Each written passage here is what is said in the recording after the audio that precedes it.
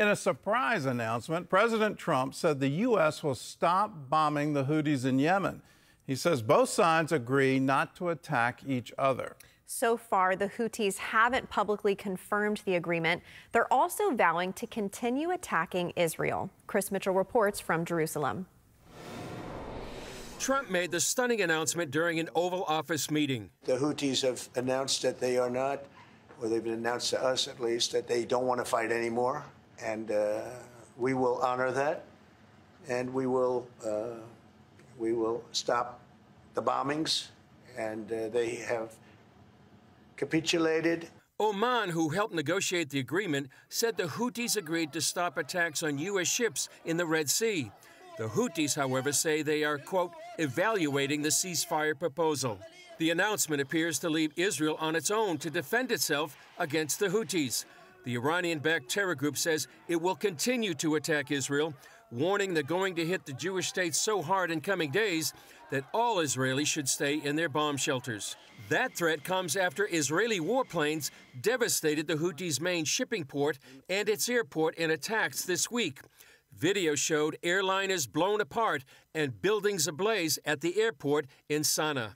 It is also the airport, as I understand it, that is highly strategic, through which arms are coming that are coming from Iran and other places that are used in these missile attacks on Israel. The massive strike was retaliation for the Houthis hitting Israel's Ben Gurion airport with a missile Sunday. I said that the Houthi attack would be answered, not with bang, and we're done, but with bangs. Israeli Prime Minister Benjamin Netanyahu warned those bangs could soon hit the Houthis' main backer as well. And this also concerns the patron of the Houthis, Iran, without whose approval and long-term support, the Houthis cannot carry out their criminal missile attack on us. Israel's defense minister branded Tehran and its proxies the Iranian octopus as he threatened the regime. You bear direct responsibility for every attack by the Houthi octopus arm against the state of Israel, and you will also bear the full consequences. Iran claims the Houthis in Yemen are acting on their own. All accusations against Iran in connection with what Yemenis are doing are baseless.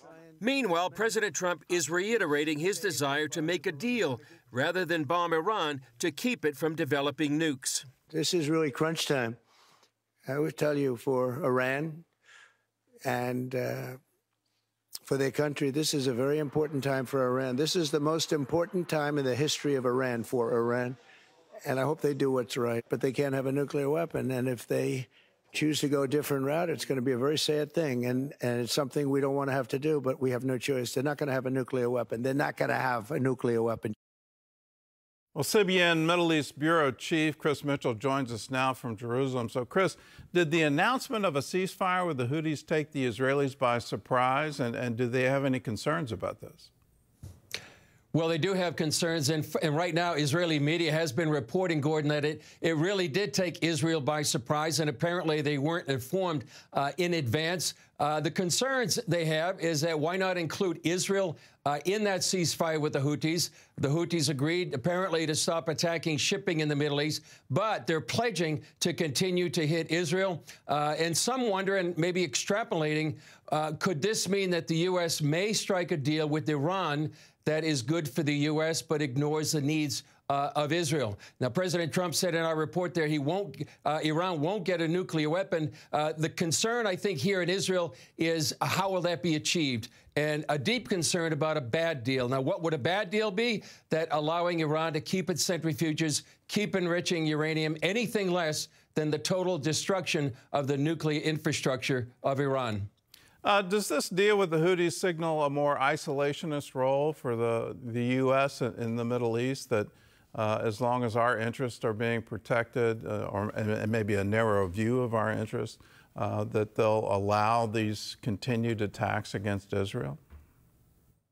I think that's a concern, and I think I've heard reports, Gordon, that within the White House there are different views towards the Middle East, more of an isolationist stance that they want to keep out of the Middle East, and they want to do an Iranian nuclear deal to avoid perhaps a wider regional war. So I think that is the concern, and I think that's some of the way that some people are interpreting this agreement with the Houthis and the U.S. And also, it comes just a few days before President Trump's trip to the Middle East, I think coming Monday. Well, it just seems to me it will absolutely trigger a regional war if the U.S. says we'll sit on the sidelines as long as you don't attack us. It pretty much sends a signal that we'll go ahead and attack Israel, and so Israel will have no choice. They'll have to respond. President Trump says he'll make yet another big announcement before his trip next week. What's the expectation in Israel? Well, he said he was going to a very, very big announcement. He's going to, as big as it gets, he said. But he said it's very positive. It's really a big tease. He also said it's one of the most important announcements that have been made in many years. Now, there's a range of possibilities of what people here in Israel are thinking. One is a deal between the U.S. and Iran. The other is that it could be Saudi Arabia be joining the Abraham Accords. Some people think that might qualify the way President Trump has framed it. There's a conference that's going to be called MAGA in the Desert, a conference to boost investing in the U.S. But a lot of people are watching and waiting to see what this big announcement is, apparently very soon. Well, I think he's kind of signaling it, isn't he? He's saying we're no longer going to call it the Persian Gulf. We're going to call it the Arabian Gulf. Right. If there's going to be a peace deal between Israel and Saudi Arabia, if they'll join the Abraham Accords, yes, that would be monumental.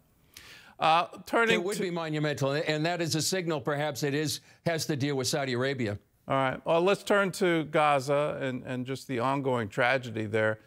President Trump says he has information there are only 21 hostages still alive. What can you tell us about that?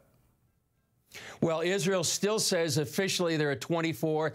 The reason, Gordon, is that they don't change the number unless they can be, quote, definitively confirmed. We understand 59 are remaining, 24 according to Israel, 21 according to President Trump. You know, last night I was at an event welcoming Ambassador Mike Huckabee to Israel. It was at the Friends of Zion Museum.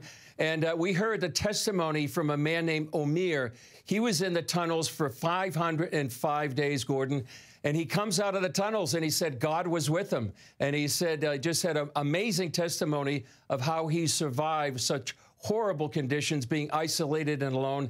We also had testimonies from parents of a man named Guy, who's still in captivity, a heart-wrenching testimony, and it's all just indicative of what Israelis have been suffering since October 7th and why it's so important to continue to pray for the hostages. Yes, and let's continue to pray for Ambassador Huckabee. He's walking into a very difficult assignment, but I know he's going to handle it with grace and with faith and with a lot of hope. Chris, thanks for joining with us. Thanks.